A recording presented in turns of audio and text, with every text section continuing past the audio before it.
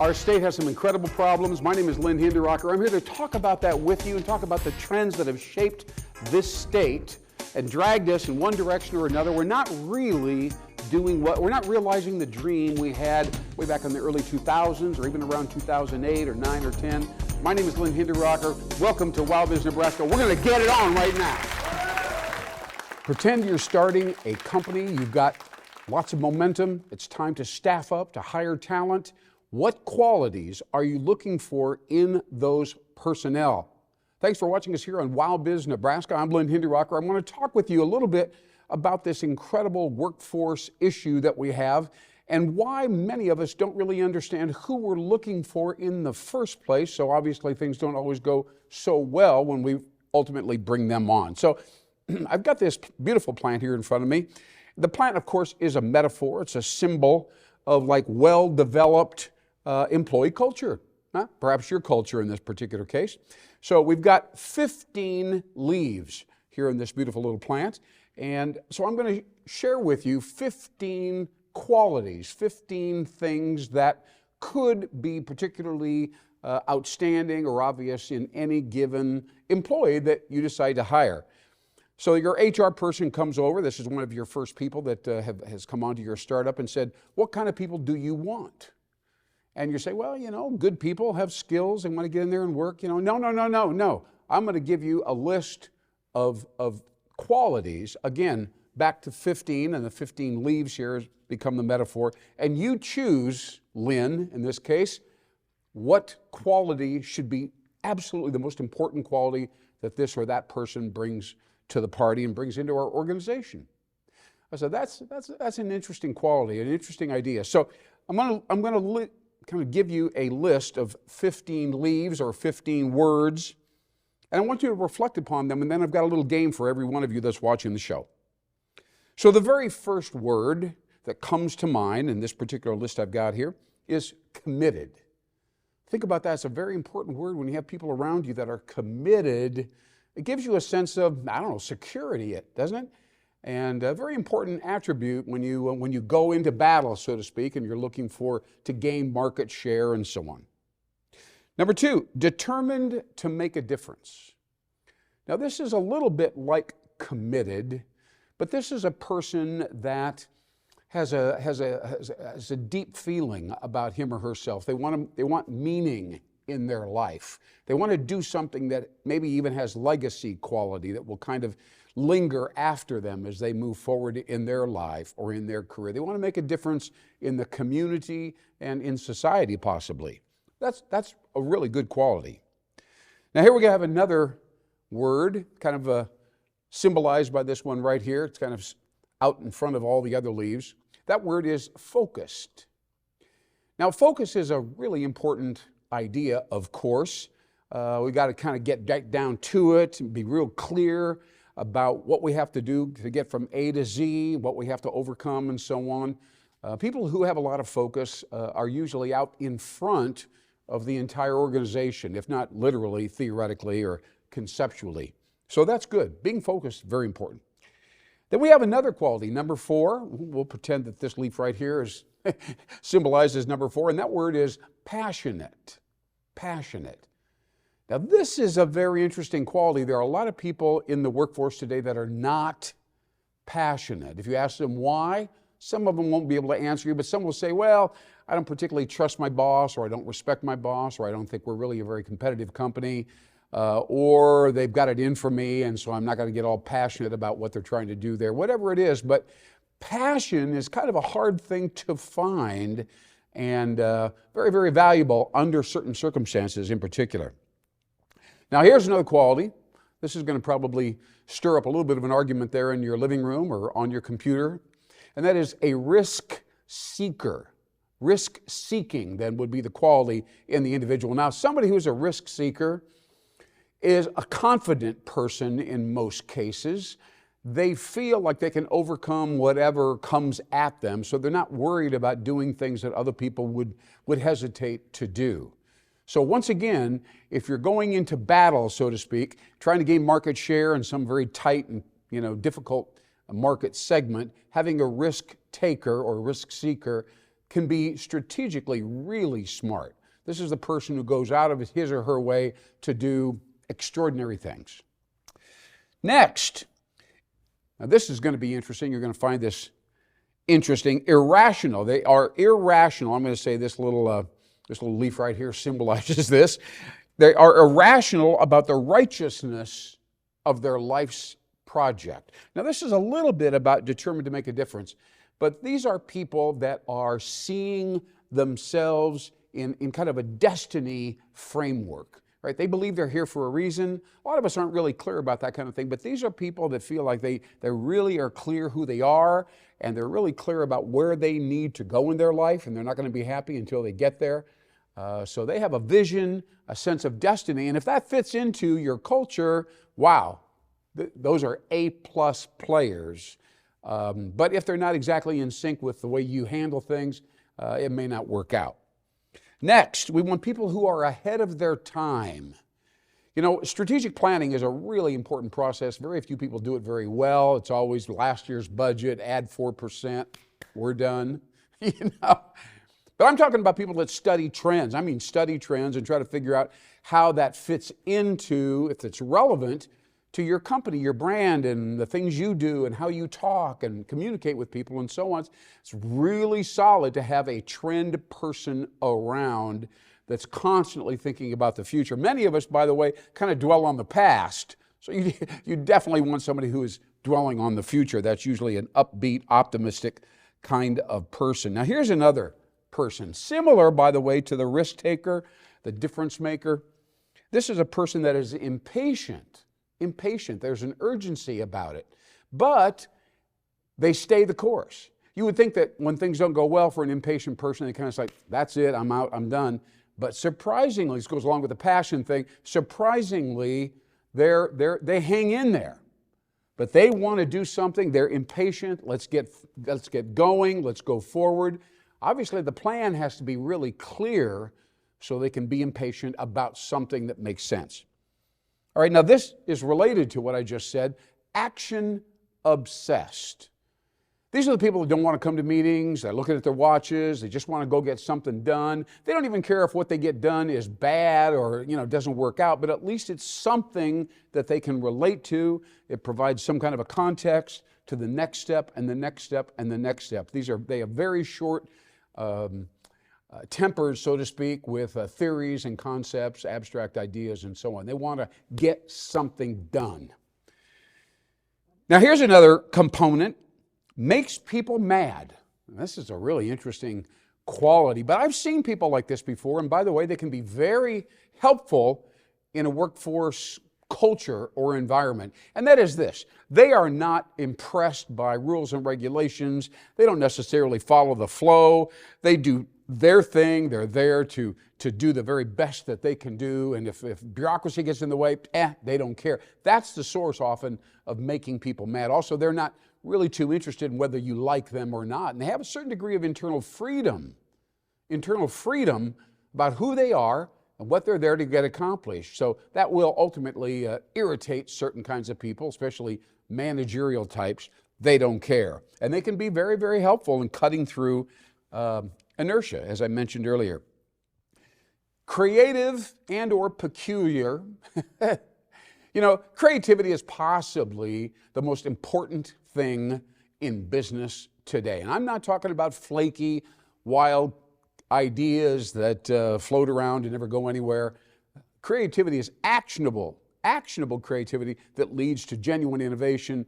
Genuine innovation allows companies to be somewhere between 17% better than their competitor, maybe 2 to 2.2 times better than everybody else in their industry over a period of time. So creativity is huge, and a lot of our young children, and I'm not going to go off here too far, but a lot of our young children are not being taught or enabled, empowered to be creative. They're being told how to pass tests and impress people, but insofar as actual creativity, and let me tell you, if you're in an industry, and the internet, of course, is everywhere, surrounding us and so on, you start to do something really well with your company, well, there's somebody watching, right? There's somebody watching. They know how you're doing, generally speaking. They know what your margins are. They know who's selling. So if things are going well for you, they're going to be creative and say, maybe we could do this and that, and then we can undercut them, and, we can reorganize the pricing, whatever. And all of a sudden, they're leading the industry instead of you, right? All because they're creative, curious, observant, not afraid to experiment, able to take some risks, right? So we're talking about your team now. We're talking about your team. We'll continue on. Rebels. Rebels are important. It's hard to handle them sometimes, and sometimes it seems like they're not fitting into what's going on inside the company, but they really do force us to rethink all of our assumptions. That's extremely important, and especially in this kind of a market where we have to really challenge ourselves to think a little bit outside of the box. Rebels help us with that. They flout the chain of command. Now we're getting down to 15 different leaves here. We've got 13 of them now as I'm on this. They flout the chain of command. In other words, they don't care about bureaucracy. They're into flat, non-hierarchical kinds of arrangements in the companies that they're in. They'll go right to the top if they feel like that's something they feel like doing. And they can be helpful, although it can be very irritable or irritating if they don't follow the chain of command all the time. Irreverence goes along with that. People who are irreverent simply don't show the respect. Sometimes, by the way, they're really humorous, they're really funny, and they crack jokes, and we all enjoy that. Kind of loosens the culture up. But there are certain people in the organizations that at certain times deserve respect, and these people need to be aware of that. And then finally, and I love this, masters of improvisation. Now this is the 15th leaf, the 15th word. Named a lot of words, but masters of improvisation, those may be the most important people in any workforce culture. And I know there are a lot of managers that would shake their head and say, I don't know. But the fact of the matter is we need people who can get out in the field when something goes this way, a customer doesn't show up, somebody doesn't like the product, supply side, things don't show up. You need somebody that you can trust to think out of the box, pull something out of the back pocket and say, you know what, we can do this, we can do that, all right? So masters of improvisation, these are very talented people, synthesizers, and people who are not afraid to let it all come out. They're secure about their ability to manage complexity and tough projects. All right, my name is Lynn Hinderaker, this is WowBiz Nebraska, and those are 15 qualities. 15! And as we go into the midsection of the show, I want to challenge you right now to think about any of these qualities as they relate to you. If you had any one of the qualities I just mentioned to you, how would you describe yourself? What is your strength? Whether it's being focused, being passionate, being a master of improvisation, I don't know what it is, but I'm telling you, you need to know who you really are, how you're being perceived, and if any of these qualities are a genuine strength and they fit into the culture you're a part of, extremely important that you leverage that particular strength. All right. How exciting. And throughout the entire show, we have this humble but beautiful little plant here that is kind of reminding us of the importance of symbolism and metaphors and health and general overall, I'll call it wholeness inside of our culture. But I'm going to move this beautiful plant over to the side here, and I'm going to talk to you today briefly about the sponsorship of the show today. WowBiz Nebraska is brought to you by a consulting firm here in the Omaha, Nebraska area called Nebraska. Now, this organization works across the entire state of Nebraska, and one thing about them is particularly unusual. They're a consulting firm, they're a training firm. There are different organizations like that, of course, everywhere. But what these people do is very unusual in the sense that they work with businesses, particularly called business transformation, and they work with civic and municipal organizations helping to revitalize existing communities. So these are two kind of, in most cases, those are considered very, very diverse, somewhat unrelated categories. But here in the state of Nebraska understands how these two elements kind of come together and need to move up, by the way. And I think that's the key idea, that if I understand correctly, Nebraska is really all about revitalization. We'll call it transformation. We'll call it new. And when you say new, you're really talking about innovation. If you talk to young people in the state of Nebraska, some of them leave, as you might know.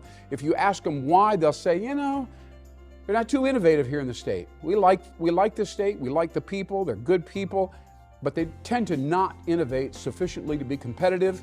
We like to innovate. Digital, of course, is part of the whole innovation paradigm, if you will. So innovation is the key factor for success in our economy today, the ability to adapt, the ability to be kinetic.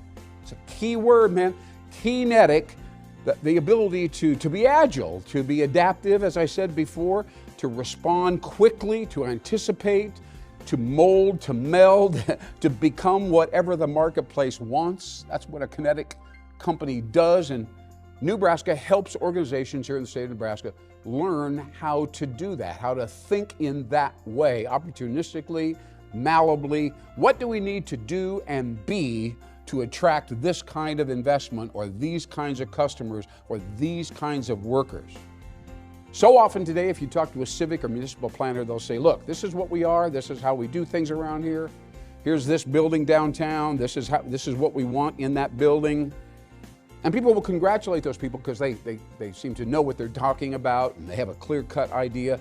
But that rigidity and that assumption, that pre-thinking, so to speak, where they've got it all planned out, and yet the world is not coming there, the businesses are not coming there, and they're sitting there and falling behind, frankly, a little bit.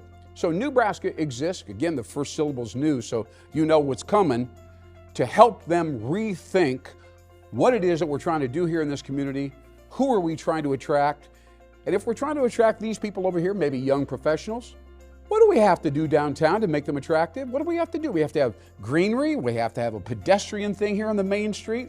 Maybe we have to have shared living downtown on the main street. There's a real issue with affordable housing, as you know, across the entire country here in Nebraska.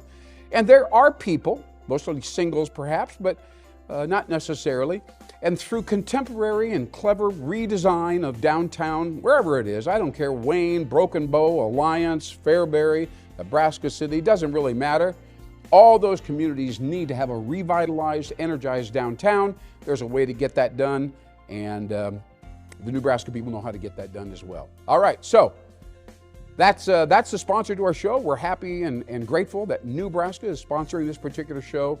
Thank you so much, and look into Nebraska.com. Check out the site. Maybe you'd like to be connected to those people. Yes. All right. Well, we're right back here in WowBiz Nebraska. Thank you so much for watching. We've got a big back-end story for you. We really do.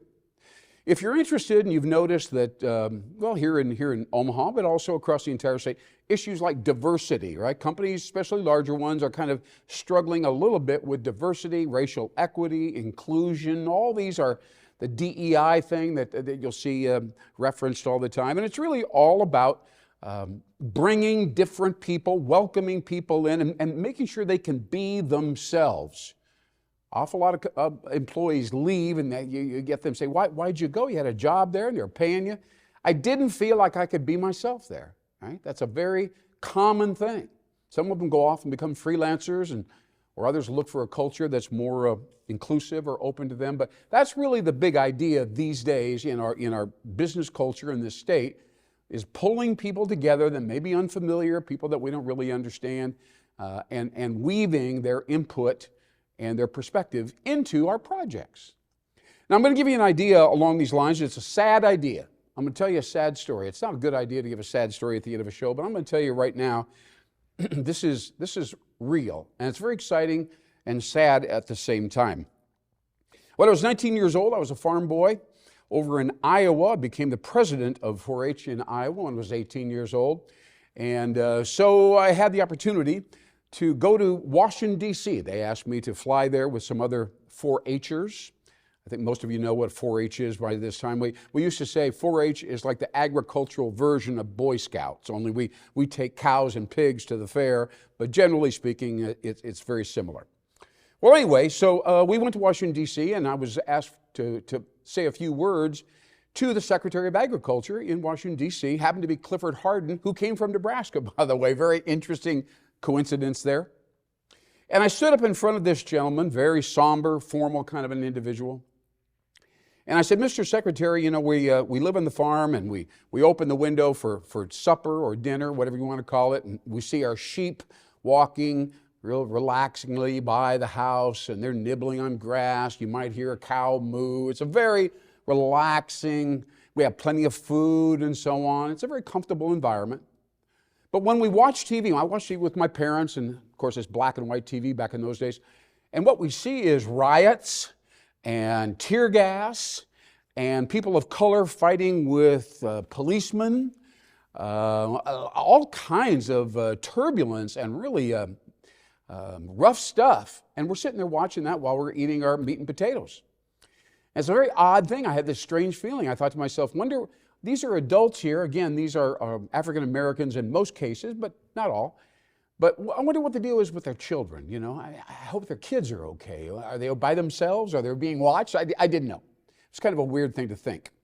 But I told the Secretary of Agriculture, I said, is there any way that our organization or the Department of Agriculture could be of help to these people who live in the inner city?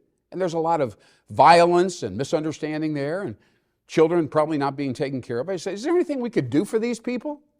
It was a naive observation, and that's all it was. I can't pretend it was insightful exactly, but it seemed obvious to me. Well, anyway, nothing really happened, and thank you very much. And we go home and forgot about it. And then Iowa State University got a phone call shortly thereafter, I guess 2 weeks, and the Secretary of Agriculture did indeed want to experiment with bringing the 4-H program into the inner city of Des Moines, Iowa. Interesting, huh? So they called me, and I had to go over there and talk with them for all afternoon. Do you really want to do this? What'll be happening? So I said, sure, why not? I have all summer. Don't have anything planned. So they said, we got a couple other kids that are going to join you, and they're all kind of farm kids. They come from a rural background. We're going to put you in a church. You'll be safe, and see if you can't get some 4-H clubs going down there. So I said, okay. And so we ended up down in the bottom of it was a basement of a Baptist church in Des Moines, Iowa, again, right in the inner city. It was kind of a rough neighborhood, a lot of young kids running around. They should have been in school, but they're running around. And we didn't know what to do. We had these 4-H binders, 3-ring binders, and all these books and papers and materials. We didn't know what to do. We had an idea, we had a vision, but we didn't know how to get there. Now, right beside this old church was a basketball court, kind of beat up again. But we saw these young folks, young men generally, probably in 13 to 16 years of age. And we went out there and we invited them to come over and play some ball. So we got to know them. They'd probably never even seen a white guy before. Back in those days, this would have been 1970, a hot summer in 1970. So we're playing basketball out there. One by one, these guys would say, what are you guys all about? What do you do? Why are you here? We'd tell them the 4-H story. They'd find it kind of interesting. We started 3 bicycle clubs. We started a gardening club. And I think it was a safety club as well. And this gave them something to do, rather than get in trouble. So we actually had 50, after 3 months, we had 50 young men, all men of color, down there in the basement of this Baptist church. Again, the summer of 1970. Well, at the end of the summer, I said, thanks a lot, goodbye. I went on to Drake University, left the whole thing behind. Didn't think about it again for 40 years. 40 years later, I get a phone call. So think about that right off the bat. The things we do, even minor things, when we're young, there's energy that is released as a result of our imagination and our action and so on. And it follows us. That energy it's like a ripple across a lake. So I get a phone call. Guy says, Lynn, he says, I was president of 4-H in Iowa the year after you got that project in Des Moines started. And he says, now I sit on the national board of directors and the foundation and I don't know, out in Maryland. He says, I'm calling you to tell you that we've analyzed the entire United States, all 50 states. And he said, I thought you'd find it interesting. He said, at this point, we have exactly the same number of urban kids in 4-H as we do farm kids, rural kids. He said it's exact 4.5 million each, 9 million total, 4.5 million each. I said, really? Wow, that's amazing. He says, yeah, your project got that started. He says, we actually have had, he says, I've kind of counted over the last number of years since you got this thing going. He says, it's impacted 38 million urban children. Little kids, 8, 10, 12, 14, 16 years of age across the entire country. He says, in all 50 states, 38 million people. Well, of course, I was blown away by that. It's a fascinating, incredible thing. I'm happy about it. But you know what? I thought perhaps this would be a good speech, right? So I called some rural groups in Nebraska and explained the background. I said, would you like me to come in and talk about the importance of bringing people together? People of opposite backgrounds and culture. And look, we'll talk about that. It's a great idea. The rural folks said, nah, we don't care about that. We don't care about that. We don't really, nobody talks about that. No thanks, goodbye. So then I said, well, hey, I'm going to call these African American groups, right? Call some black groups and talk to them about what happened 40 years ago, 50 years ago. And aren't they excited, and pull people together? Nah, we're not interested in a story about white folks coming in to help black folks. We can help ourselves. We don't need any white folks coming in and helping black folks. We'll help ourselves. So there you go, ladies and gentlemen. Here we are, 40, 50 years after that incident, and we still are uncomfortable coming together in businesses and civic situations, leveraging each other's background and intellect and insights. It's a really amazing world, and unfortunately, rather sad right now. My name is Lynn Hinderaker. This is WowBiz Nebraska. You can hear unusual insights and stories right here about business, how to lead, how to grow, and how to make Nebraska more than it is right now, ladies and gentlemen. Thank you so much. We'll see you next time. I'm Lynn Hinderaker.